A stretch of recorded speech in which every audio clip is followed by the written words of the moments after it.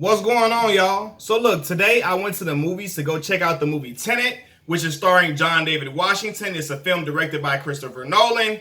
And I'm gonna be real with y'all, man. I was so excited to get to the movies this time around. As y'all know, we all have been dealing with this pandemic. The movie theaters have been shut down for a while, since like March. And March was the last time that I saw a movie in theaters, which was Bloodshot. Now, for me, it's really been a hard, like, I really love going to the movies. Me and my family are a movie-going family. We always go to the movies for leisure activity. My mother had us doing that for a long, long time, right? Especially on Tuesdays when the movies are $5.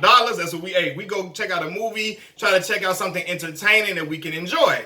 So, throughout this whole pandemic, it's like, man, we've been itching to get back to the movies for real. Like, we feel like Pookie on New Jack. He just keep calling me.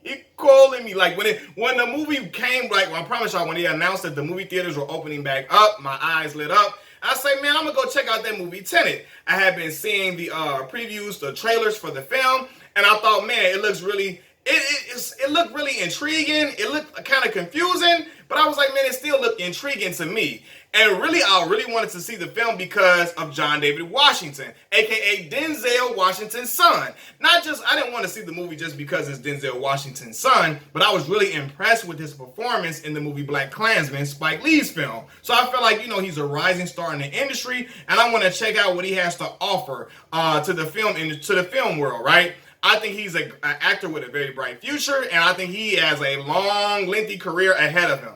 Like I said, the movie is directed by Christopher Nolan, starring John David Washington. There will be no spoilers in this movie review because, honestly, I couldn't spoil the movie if I wanted to. If I tried to break down the plot is so confusing at times. If I tried to break it down to y'all, a lot of y'all would be left scratching y'all head wondering what the hell is he talking about. Mac don't know what the hell he talking about. He don't know what movie he saw. He's just saying stuff. Y'all would think I'm just pulling stuff out of thin air because the plot can be really, really confusing, right? But I'm going to give y'all a short synopsis of the movie nonetheless. This movie is about a CIA agent. He is a nameless CIA agent. John David Washington's character, he is simply called the protagonist, right? He works for this secret organization called Tenet. The film centers around the ability to reverse time, which they call inversion in the film. And not only can objects be inverted, but people can be inverted as well. John David Washington's character is on a mission to recover this device from the movie's villain, played by Kenneth Branagh. I believe I'm pronouncing his last name right, Branagh. He's off to collect this device from the character before the villain uses the device to catastrophically invert the entire world. So, I'm going to say this about this film, and this film is visually entertaining and intriguing, for real. The action in the movie is absolutely dope. I enjoy watching the action and all the stuff play out. It looked really, really cool. Like I said, the movie centers around time manipulation, and it plays out very well visually in the film. There are fight scenes where one person is fighting in reverse, and the other person is fighting in real time, and I'm wondering, how the hell did they pull this off? How did they do this? But it looks cool. Like, it doesn't look weird. It looks really, really cool when you're watching it like this, right? There's also a car chase scene with the same effect. Some cars are driving in real time. Other cars are going in reverse. But it plays out so well, and it looks really, really good. You got to see the film to really look at how it plays out, right? Also, there is a scene where a building is reconstructing, like it's really getting built back up, while it is being destroyed at the same time. Like, I know that sounds confusing. I know it sounds crazy as hell. I know it sounds confusing. But so is this movie doing a lot of times, right? For real. There is a beginning scene where the woman scientist says, don't try to understand it, when she's discussing inversion. And I took her advice. Like, I was like, look, I ain't going to try to understand this. I ain't going to try to wrap my brain around it or really scratch my head too hard. Because honestly, I probably ain't going to get this until I sit down and probably watch the film again or really go read the plot thoroughly. Nonetheless, right? I feel like the concept of the film is really confusing. And it can be, like, for real, it can be really, really dope when you grasp what's going on. And I had some of those moments during the film, like, there was some points in the film where, like, I figured out what was going on a little bit. And I'm seeing stuff like, oh, okay, that's her old self, that's the current self, that's his old self, that's the current self. And, like, oh, it really started to make sense later in the film, right? But honestly, I feel like if you could hear the dialogue better during certain scenes, maybe things would have made more sense in the film, right? I feel like it's a movie you have to watch more than once, like I said before. To me, the second half of the film is where it picks up and it becomes extremely enjoyable for all audiences. And the scenes are really, really amazing in the last like 45 minutes of the film. Like it's really, really amazing. It's really, really dope.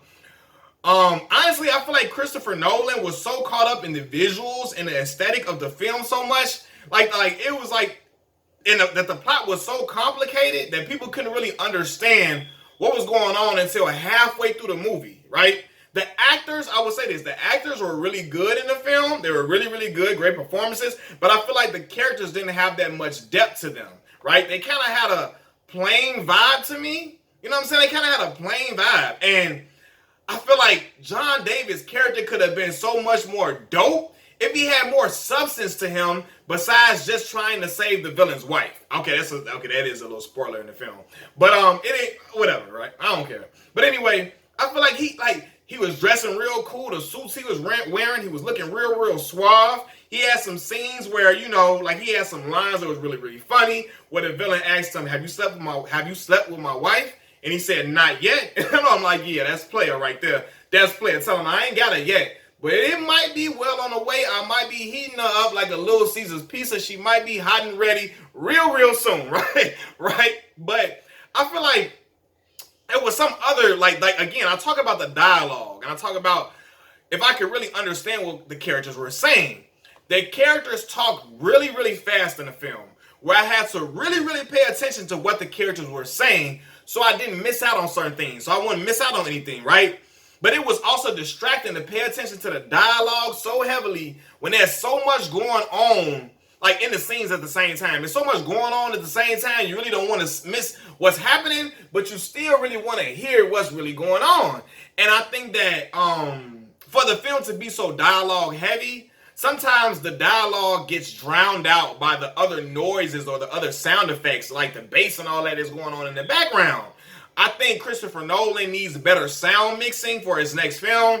Like really, I wish I had subtitles during this film, during some of the parts, because they got it's real complex dialogue, and they're really, that they're really having some intricate conversations, but I feel like at times I was kind of straining to hear what they were saying. Like I'm really trying to catch what they were saying. Sometimes I can hear them fine, but it was some scenes where it's like, I don't know what the hell are they saying. I'm looking at my lady like, baby, do you hear what they saying? I don't know. What is going on? What is he saying to him? I'm really trying to figure it out, because for real, in the opening scene, that was really it was hard for me because I was trying to really hear what they were saying, but I really couldn't catch it all the way. And it's frustrating to not hear the dialogue at the beginning of the film because that's where the plot is usually set up. The plot is usually set up in the beginning of a film, right? And I know I'm talking with my hands a whole lot. That's just something that I do. I'm sorry, y'all. Bear with me. It's crazy. Because the protagonist, I'll talk about the characters, not really. I really wish they would have went more in depth with the characters, because the protagonist is a character that we don't know much about at all. I guess it's like the James Bond aesthetic to it, like the James Bond feel. Like, I don't think really, did James Bond ever really have a real backstory? Because he liked the black James Bond. Some of the stunts and stuff that he's pulling off, the stuff that he's able to do, he's a CIA agent, so he's supposed to be able to do these things.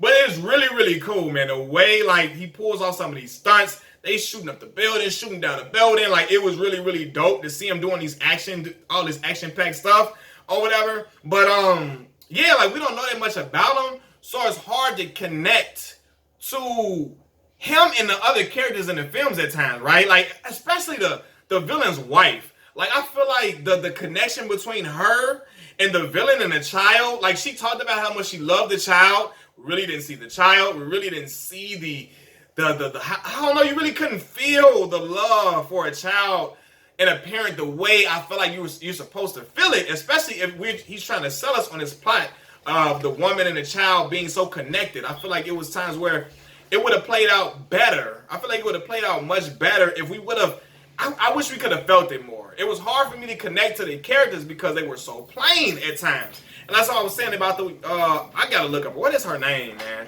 What is the woman's name that plays the, I'm gonna find out her name. Godly. The cast of the film, looking it up right now. Katz is Elizabeth Debicki. I believe I'm pronouncing her name right. Elizabeth Debicki.